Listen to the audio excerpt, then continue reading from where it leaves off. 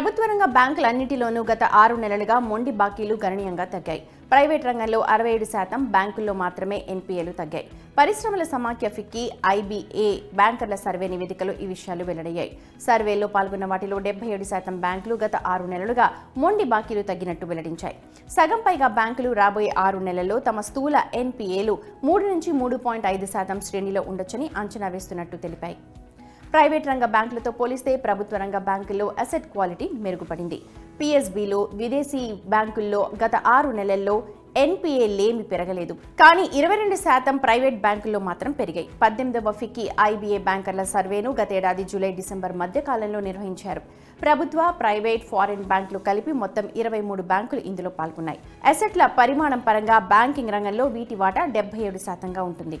Food processing, textiles, infrastructure రంగాల్లో అధికంగా ఎన్పీఏలున్నాయి. వచ్చే 6 నెలల్లో ఆహారేతర పరిశ్రమలకు రుణాల వృద్ధి 12% పైగానే ఉండొచ్చని 41% బ్యాంకులు, 10 నుంచి 12% ఉండొచ్చని 18% బ్యాంకులు భావిస్తున్నాయి.